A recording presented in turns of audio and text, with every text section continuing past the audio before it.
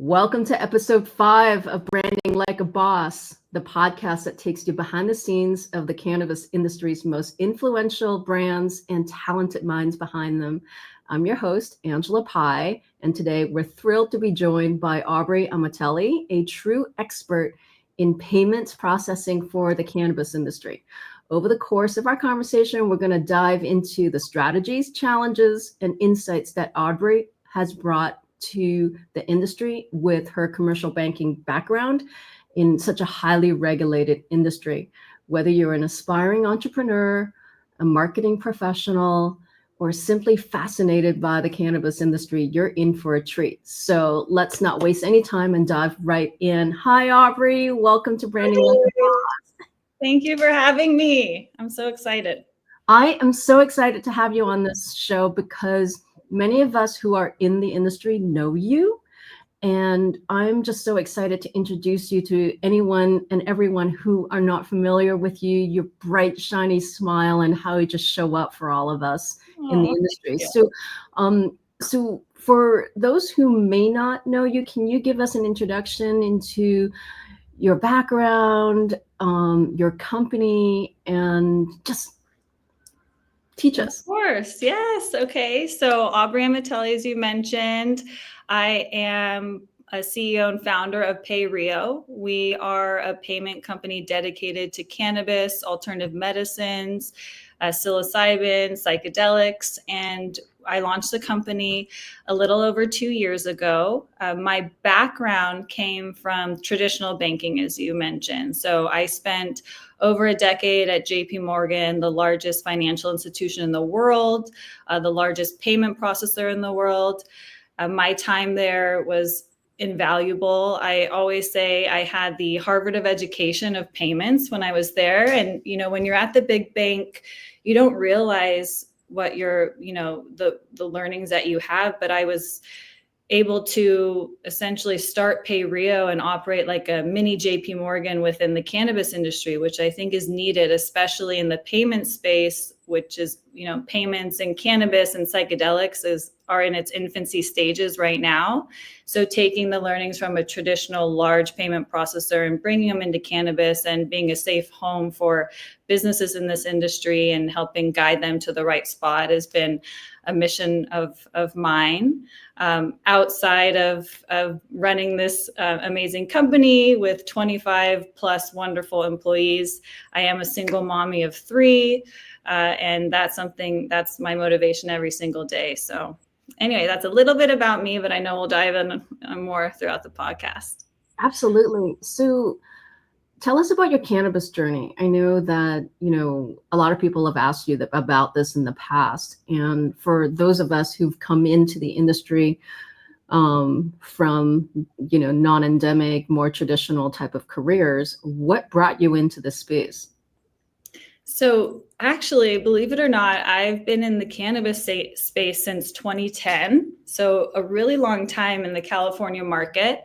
Back in 2010, my partner at the time and my kiddo's dad was a grower in Santa Cruz County. So he grew in warehouses and, all the different places before it was legal. And so I saw the industry go from $4,500 a pound all the way to $1,000 a pound through the course of that journey. And we even, had a small little operation in our new home as we had our first child, but ultimately had to let that piece of our life go because the cost went down when, cannabis became legal in California. So it's been part of my journey since 2010. And as we left it, that's when I started my career at JP Morgan. And then when I was inspired to start my own company, it was CBD and cannabis and alternative medicines that I wanted to help. I wanted to help those industries. So my career journey or my life journey, as an adult came full circle where I was able to combine, my knowledge of cannabis and that industry with payments and ultimately manifested my dream job. Wow. So In terms of payments, right? When we're really looking at the overall state of the cannabis industry, what are some of the trends or challenges, or even opportunities that you saw where because you have really great clients. On your website it says MetaThrive, Cookies. So these are brands and retailers that we're familiar with. And so what were some of the opportunities that you saw that PayRio could do better? So payments, I didn't realize what I was getting myself into. At the very beginning, I started with CBD actually. And so when cold calling in the CBD industry was a good way to get in. When I started the company, it was myself and two others, and we would meet every morning and we would get a plan and we would cold call all day and then meet at the end of the day to see how we did. Like that, about 2 years ago, or a little over 2 years ago is when that started. Actually, today marks a really special day for PayRio. 2 years ago today, on November 26th, was our very first transaction, meaning our very first dollar that we earned as a company. So we've come a long way. Yeah, we've come a long way since then. But what PayRio brings to the market, and what I've realized is so valuable, is the traditional payments background that I have. I can look at different technologies that are offered in the cannabis payment space and say, this is compliant, or this is reliable, or this one we got to stay away from because it has potential of being shut down. At the end of the day, dispensaries are looking for reliable solutions that won't be shut down, that doesn't put the owner or the company at risk of losing money, or having money seized or frozen. And so we came in with that knowledge from the JP Morgan, and came in and said, okay, here are all the different products out there in the market. And I evaluated all of them very, very deeply. And out of all the products, we started out bringing one to market. And we've grown to about 12 between cannabis and the e-commerce side. Mm-hmm. But ultimately, all of those are handpicked and curated based on my knowledge and education from, a broader payments scope. So what are some of those products? So today on the cannabis side, we have a debit-only solution. We have a couple of them, and we have some credit card solutions. And then we just recently launched an e-debit solution that can accept B2B payments and payments online. The e-debit solution has been taking off in the psilocybin space, actually, in the peptide space.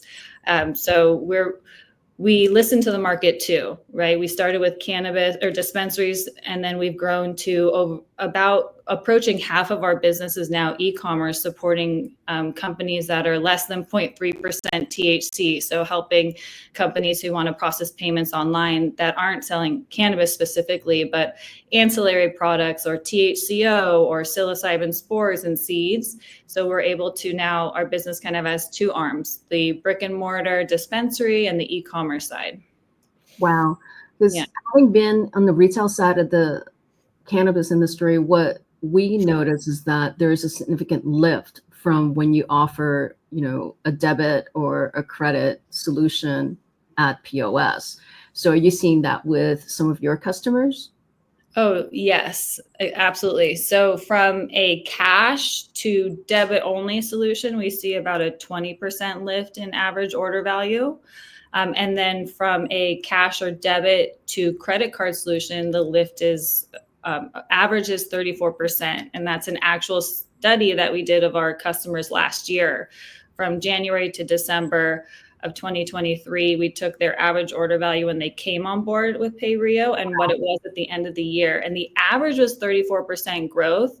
Massachusetts was like an outlier. We saw up in the 70% range with our dispensaries there. So every market's different, but when people get to use a credit card and they get to earn points when they purchase their weed, it's just, it's a great feeling for a consumer, and for a merchant or dispensary, they have the ability, the customer has the ability to spend more because they have potentially a higher credit limit than they would of the cash in their, checking account.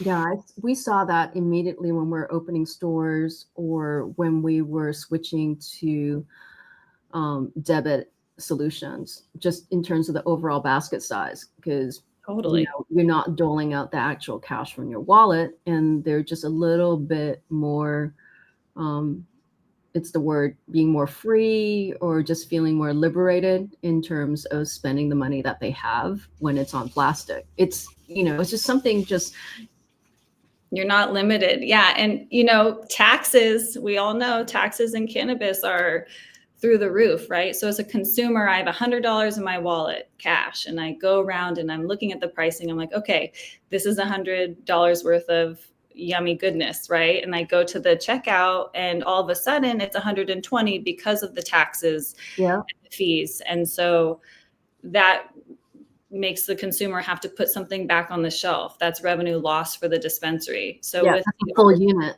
yeah, exactly. Yeah, just in terms of basket size, you can go from 2 to 3 units per basket, and being able to push, I think, oh gosh, maybe even like 2 years ago, an average basket in California was maybe around $67, and now it's probably mid 50s. So Mm-hmm. having the ability to be able to grow that basket size just by offering better payment solutions to your consumers is a huge benefit, both for the consumer and for the retailer.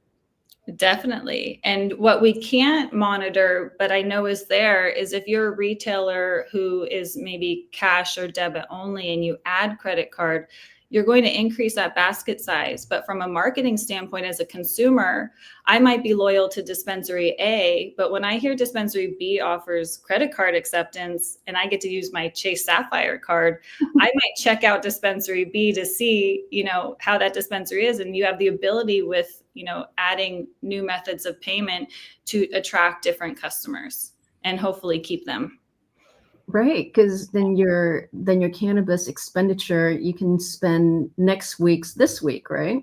Exactly. You can float. You can float the joints. I love that. That is so cool. And especially on the e-commerce side, when I think it was last week, I was speaking to a retail owner, and they were saying that e-commerce is 20% of their total revenue. So when we're seeing that e-commerce is hitting that 20% mark, which is really significant for cannabis, when you think about how as such a traditional industry where cash is really handed over, and now seeing consumers really transacting online and making those purchases, how have the e-commerce side with I would call it a more frictionless solution, make better? Oh, so currently today, there isn't a solution on the e-commerce side where they could shop and actually pay at the cart like we experience No, everywhere. I don't want to give my bank account number and my ACH. Yeah. Yeah. Except for ACH. ACH is the one way, fully compliant. So we don't offer ACH services at PayRio, but that is a way to connect the bank account and pay ahead of time. Otherwise, dispensaries are taking those orders online, but then ultimately the consumer has to pay in store. We do have a solution where the dispensary or the dispatcher can take the order and then actually text the consumer a link where they can click it and pay with their credit and debit card. So you have that semi e-commerce experience as a consumer. But I can't wait for the day, at least for everything above 0.3% THC, it's going to change the game. The 20% will grow to 80%. We're all so used to online shopping. It's really hard for me to even have time to get out of the office or the home, right, to go shopping. So almost all of my shopping is online. And I think, offering a way to, once payments are integrated into websites, it'll be a game changer. But even now, the dispensaries that are forward thinking and allowing orders to come online and using a solution like ours to collect the payment ahead of time so the customer can come in and they don't have to, pay right there or wait in line, or the delivery drivers can go and just exchange, hand over the goods and not have to worry about the payment at that time. Yeah, because there's, having drivers walking around with cash in vehicles is just risky. It's risky. Yeah, one of our largest clients up here in Northern California is Smokeland Delivery Service. And that was a big deal when they were evaluating us as an option. They didn't want to exchange cash. They didn't want to have their drivers holding cash. So all of their payments, 100% of them are done online and paid ahead of time, which is really great. Yeah, and from a marketing standpoint, I always think about, how can we create frictionless transactions and make it easier for customers or consumers to be able to get what they want when they want it. Exactly. Yeah. How did you come up with the name PayRio? So Rio is actually my daughter's name. So I have 3 children, 2 boys and a girl, and Rio's the youngest. I always joke, my boys are named Nico and Gino, and I'm not sure launching a company in the cannabis space or any space called Nico Pay or Gino Pay would be very, trustworthy. It would sound, a little bit, unsure, but Rio is my, daughter's name. And ultimately it's, river life flowing. And we've kind of, it wasn't right away. I was actually thinking or brainstorming for weeks about what to name the company. I wanted it to be kind of full of life. And then River came up and someone, my friend was like, well, Rio, that's perfect. And she does get the namesake for now. Oh, that's beautiful. My own LLC is, based off of, my daughter as well. It's not her name, but it's definitely associated with her. So it's meaningful, right? When we think about all the things that we do and how hard we work as single moms. Mm-hmm. Oh, it is. Yes. I'm so proud of that. And I'm so happy it kind of fell into place. And I get to have my daughter and my boys with me all the time now. I love that. Well, that's part of the community too. We think about, showing up as your whole self, showing up as a mom, showing up with your kids and introducing them and then letting them know that the work that you're doing every day and the service that you're bringing to the industry is going to be meaningful for them in the future. Yes, it is. And being Canna moms, right? Single Canna moms, it's, my kids are on the younger side, 12, 10, and Rio just turned 9. But I talk about cannabis as a medicine, and so my children see it as a medicine. They know what PayRio, we work with dispensaries and e-commerce, and I'm very open with them about the business, the wins, the struggles. They're part of my journey every single day. But I do think cannabis is a beautiful medicine, psychedelics as well. And I'm just proud that they get to see what we're doing here at the company, and we're normalizing cannabis. It's a little piece of what I can do to spread the word about cannabis and being normalized. Well, just being able to make payments the way you want to and pay for your medicine with your credit card, with your debit card, already normalizes cannabis and in a very tangible way. And thinking about from your customers on the B2B side, right, that they can safely hold their cash or hold their revenue in a way that they know they're not going to get shut down and that, their money is safe. That's a huge sense of security. I remember maybe a few years back when I was at one of the other companies that I worked for, and they were talking about how in the old days, they used to bury their cash in the ground. Oh my goodness. And then on paydays, they would basically, go and take the money out of the ground and pay people. And I'm like, wow, I love those stories.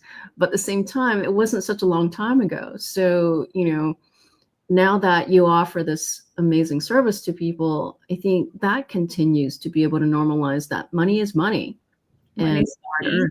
Yes, and we actually help get the money deposited into their bank account quickly. We have one solution that's same day or next day funding.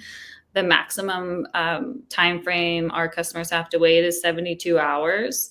but it also reduces the cost, right? Those armored cars are expensive. Cash is expensive. It takes time to get to the bank account. So now you have a solution where you can take the payment, and we do all the work on the back end in terms of getting it deposited into your bank account in a really fast manner. So your operating cash is readily available, and it also reduces the risk at the dispensary. You mentioned bearing the cash. There's so many break-ins lately, especially here in Northern California. And if you could be a digital-based card-only business, you probably wouldn't be targeted by those people. So it's the reduction of cash is not only quicker operating, funds, but also safety for the dispensary and for the bud tenders and everyone involved too. For sure, in terms of crime and safety. Then when you're working with your customers, I would imagine that there's a certain level of, consultation where you're advising them on how to manage their cash, what's their best way in terms of providing services to, people like us who are walking into a dispensary buying things. What's that like? So it's my favorite part of my job. I love it. I like to say we want to be an extension of their company, their payments arm. We have so many different products, and they're unique based on what the business has unique needs depending on where they are. There are some dispensaries in affluent areas where Amex is the card of choice, right? There are some dispensaries where debit is better. And so we come into every meeting with open mind, and we ask the dispensary owner questions, and then ultimately we guide them or give them options of what we feel would fit their business best, and then they have the choice. So we operate, like I mentioned, a mini JP Morgan. Every single customer that is part of PayRio's ecosystem has spent the time to have a 30-minute Zoom with us where we can talk about the payments landscape and the different options out there, and ultimately give them the floor to make a decision on what works best for their business. And it's been really successful, and it's again something that I'm proud to be able to bring to a market. There are companies out there and products out there that aren't doing things the right way and are taking advantage of the industry by charging too much, or falsifying merchant category codes or MCC codes, or putting owners and businesses in danger in terms of being shut off. Of course, payments in cannabis right now, nothing's guaranteed.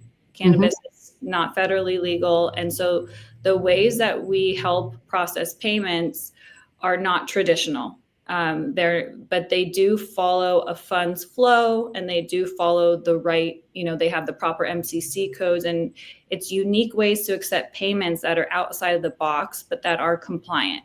And so we talk about the nuances of each and help them, figure out what works best for their business.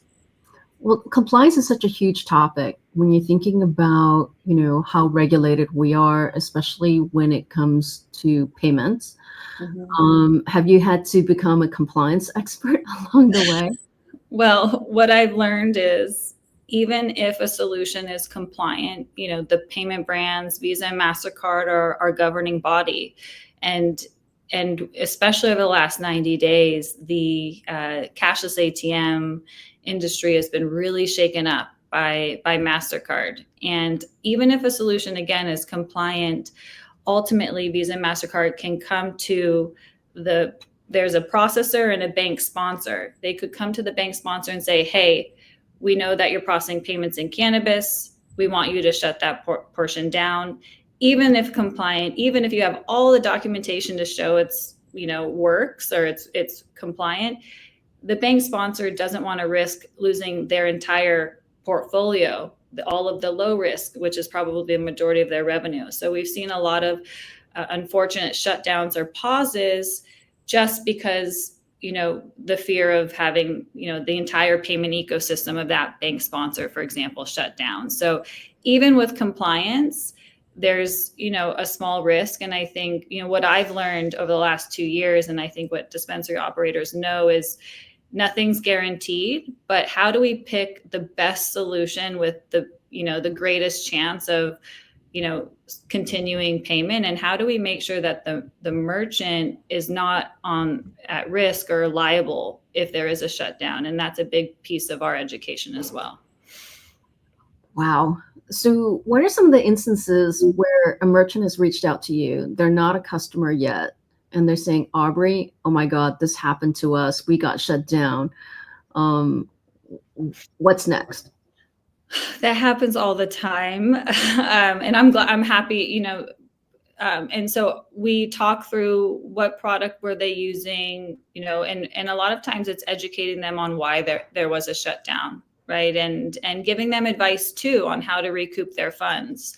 There are ways to do that, and we've successfully helped a lot of merchants do that as well. But it's just learning their story, listening to their fears, learning what they want out of a payment solution, and then guiding them to the right spot. But recently, this year has been really shaken up in the payments world. My first year of operation, there wasn't a single shutdown that I saw. It was smooth sailing. But this year has been quite volatile for dispensaries. And, our mission is just to navigate the waters and as best as we can and guide dispensaries in the right way, with the least percent of having a pause in payments and redundancy. I should say that redundancy is key. So that's a big piece of what we recommend is you might have a primary solution, but it's always good to have that secondary or backup solution in case something happens. So you don't have to have a pause in payments. We don't want the dispensaries to lose out in that increase of AOV and all of a sudden be a cash only business again, and their customers are confused. They're earning less revenue. Yeah. So. Well, thank you. Because I was going to ask you, what does redundancy mean? But you already explained that. It means having a backup system just in case. Mm-hmm. Yeah, it's something that I've discovered, as I mentioned, as time goes by, we also pivot to the industry as well. And with hearing about different shutdowns, it's like an insurance policy, right? And we have solutions that don't cost a dispensary a dime. They're free month to month, and they can have them as a backup.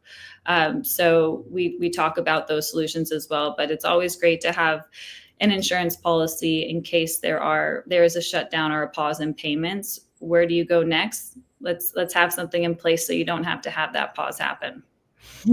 Well, I'm sure that, when you're able to help these dispensaries through these challenges, that a lot of times you're gaining your customers, your future customer, by word of mouth, right? Yes, I would say, we're a self-funded startup. So I've just been recycling revenue into growth. Marketing, we don't have a budget for marketing. So the majority, almost all of our business is either cold calling, being part of the community, which has been a part of the way we launched, has been deeply ingrained in the community from the start, and then word of mouth. So yes, word of mouth's a big piece, and our customers stay with us throughout the life cycle of our journey together. Well, I was going to pivot to that conversation as well, since you're such a feature of the community, and I see you at every single event, and you touched on the lack of marketing dollars, but still you really understand brand, because there's a really consistent way that you show up at events. But I'll let you explain it to the audience. This way? Yes. And the pink outfits and the blue outfits. Yeah. And, speak to us about that in terms of branding yourself as a small business within the cannabis industry, and how's that different? I mean, obviously it's very different from how you had to do that when you were at JP Morgan, where you didn't have to do that level of branding and marketing for yourself. Exactly. Yes. I launched PayRio because I also one of the reasons was I wanted to have a new kind of feel about payments. I think payments in general is kind of old and outdated and very male dominated. And so my goal in launching the company is I wanted to be approachable. We have an incredibly large team now, but I still run the Instagram and I'm at every event because I want the community to know that when they're working with PayRio, they're working with me and a team that is very close, to me. We have a really great tight-knit group.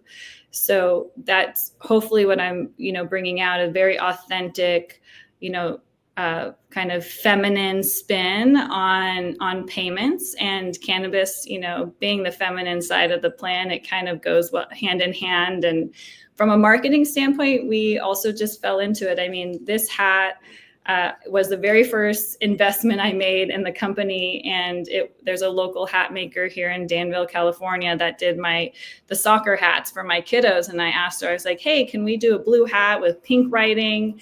We're going to MJ BizCon, which was before I think we had one customer when we went to MJ BizCon for the first year, and we wore pink and blue, and there were 4 of us, and we all wore these hats, and people were asking to pay $100 for a hat. They wanted the hat. And I realized we had something going on there from the very beginning. So we've kind of stuck to the hats, and that's the way we market. Mm-hmm. Well, brightness. Yeah. We definitely see you in the crowd. And I think there was an event recently where you didn't show up in your usual blue outfit, right? Meadowlands. Yes. It was Meadowlands. I was like, well, we're camping in the redwoods, and, it's a smaller group of people. And, I know and love this community. And I didn't want to bring the hat because it was such a tight knit. I brought the hat, but I didn't wear it. And I remember speaking to actually the Bearded Bros, and they were like, they had to like take a double take, and they're like, oh yeah, usually you're wearing pink and blue. Oh my gosh, we didn't recognize you initially. So I realized that I have to wear the hat. It's just a really great way for people to feel comfortable approaching us too. Well, 2 things. I mean, one is standing out, right? Standing out and being recognized for your company. And second, I think you touched on that earlier on about how it's making the commerce side, the money side of cannabis more approachable, because it's such happy colors, the blue and the pink. It's very warm. It's very feminine. It makes money less scary, or banking less scary. And as we know, payments in cannabis can be a bit, daunting and intimidating. And you've just created this brand that doesn't feel intimidating at all. Oh, thank you. I love that. That is what we were set out to do. And I'm glad that it's coming through and shining through. Absolutely. And how do you weave community as part of, your marketing experience? So very early on, my third employee, Amanda Farron, she was really ingrained. She's been ingrained in the cannabis community. She's worked at Guild prior to coming over to PayRio. And is an incredible asset to the company. And part of her coming on was, let's be involved in community events.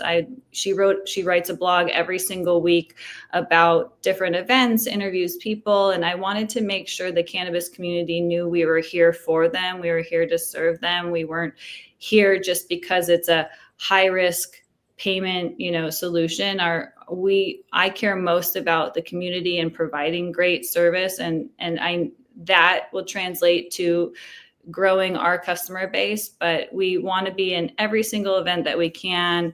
We sponsor different events. We do Women Grow scholarships. Part of, I have an MBA in nonprofit management. So a goal of mine into 2025 is to start a program called PayRio Forward. And we want to donate a percentage of our revenue to different nonprofits in the cannabis and psychedelic space. So community is king. It's the most important piece. It's why we're here. And, revenue, is important, but it really comes second to community and helping support and grow this industry. Well, absolutely, because the community also helps to destigmatize the cannabis plant too, because it just continues to grow. And you and your team are always so approachable. Oh, good. Thank you. So from mom and pop retailers to larger chain retail operations, how many states are you in, and what do you find in terms of the difference of working with a smaller enterprise to working with a multi-store or multi-state type company? So we don't see them, the owners or operators as we treat them the same, right? We are in almost every single legal state across the country. I have team members all across the United States, and mom and pops, and big corporations, at the end of the day, they need a reliable payment solution. And so that's what we bring to the table. I do have a special place in my heart for the mom and pops, the micro businesses. What we've seen a trend over the last year on the e-commerce side are small, e-commerce, like cannabis seed companies or psilocybin spore companies, where their revenues are minimal, but they want to get a start. They want to start and they want to grow, and they need a payment solution. And they come to us after being declined many, many times, because micro merchants have, a smaller portion of revenue that comes back to the company. But for us, that is our passion. We love helping micro merchants, even if it's not a revenue generating portion of our business. We are giving back to the community. We're helping those small businesses grow, and we never ever turn them away. So that's a bit of our passion project, is helping business owners and who can't find a home. They need payments to accept revenue, but they've been declined everywhere. They'll be approved by us. So we take the time to do that. It's a big part of what what we're looking to achieve too.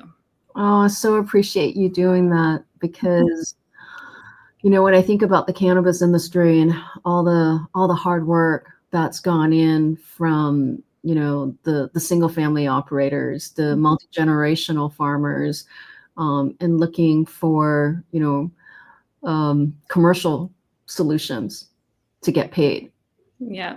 We've seen a lot of struggles, in that space.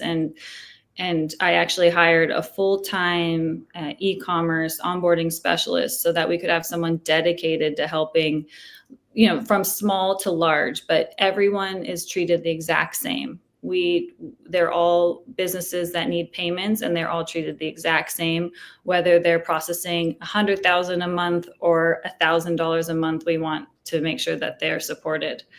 So, yeah. Oh. Well, I think that really comes from the generosity of who you are, just like you were saying, having been in the cannabis space for, more than a decade, and seeing the businesses grow and struggle. And also being a single mom, where you're creating something and growing something. Because I think even being a woman in cannabis there's only a small number of us, in a way, who are business owners and are running teams, so to speak. But at the same time, to be on the finance side, you are definitely very rare. Yes, but that's a good, that's a good thing. And I want to inspire women to take the leap of faith and follow their passion. And, I did. And I think if you stay true to yourself and stay authentic, success will come, right? And so even whether big or small. And so I hope, my goal is to inspire other women that they can do it. When I jumped into this, I wasn't sure, but I knew I had to. We talked about this prior to launching the podcast, but being a single mom, I'm a mama bear. I have to provide for my 3 children all on my own. So I won't, give up. We'll find a way. And when you do things the right way, I think it always comes full circle. So, well, it's still so embraced by the community, in a way, because that's how all of us, and I put my there in the sort of like in a small percentage, but all the wonderful multi-generational farmers and people who've been in the business for a long time, who are raising children, raising their families, and being able to keep a roof over their heads. It's such a noble approach to provide and to be able to show as an example. I mean, for me as a single mom, but I've only been in the cannabis industry since 2019. I've put my daughter through high school and now, second year into college. And like you said, there's no other choice. We do it. We do it. And what I think is a testament to you is that you're doing what you love. You're doing it and doing what you love and helping a community you love. And that's, I always say this is my dream job. I can't imagine doing anything else ever again. I love what I do. It's the hardest thing I've ever done in my entire life, but it is the most rewarding. And I'm just proud to be able to wake up and do this every day. It's so great to wake up in the morning and love what you do every single day. I mean, there's not a better feeling than that. So even with all the struggles, hardships. I know, it's like running back and forth from, school appointments, performances, sports practices and all, and being able to juggle it all and run a company. So being a parent is a superpower in and of itself. And on this podcast, I always ask guests that if you had a cannabis-themed superhero alter ego, what would it be and why? So, oh my gosh. Well, when you asked me that, I was like, I need to look up female superheroes, of course, because it has to be, a female superhero. I was looking at all the different female superheroes, and the one that really resonated with me was Wonder Woman. mm-hmm. She's strong, she's educated, but she also really helps the small, the smaller community, the smaller, people. Like there's no, like we talked about, whether big or small, she's there to help. And that really resonated with me when I was reading through all the, the different female superheroes, because we love the small businesses, and there's no, we look at everyone equally. And so, yeah, I would say Wonder Woman or Wonder Weed Woman. Who knows? I love that, Wonder Weed Woman. In the prior episode with Javier Haas, he said he was the weed wordsmith. The weed wordsmith. I love it. WWW. We just created a new superhero, Wonder Weed Woman. I love that. So for the audience, how can we find you? How can they find you? You have social channels? Yes. Well, shout out to LinkedIn for being an incredible community for the cannabis industry. I'm so thankful. I mean, I feel like that's where we all get to gather and, talk about the community and not be censored. So we're on LinkedIn. It's just LinkedIn/Aubrey Amatelli. And then we have the PayRio LinkedIn that we share a ton of information there, all of our blogs and different events that we're attending. And then our Instagram is quite active as well. It's PayRio_HQ. And as I mentioned, I run that. So you can always reach out and DM me there. And then, of course, our website, payrio.com. Amazing. Well, thank you so much for being on this episode 5 of Branding Like a Boss. I really respect you for everything you do and how you show up for all of us. And for businesses out there, if you have a chance to work with Aubrey, you'd be so lucky. Oh, thank you, Angela. I'm absolutely honored, and you're amazing and an inspiration to me. So thank you so much for having me. Thank you. All right.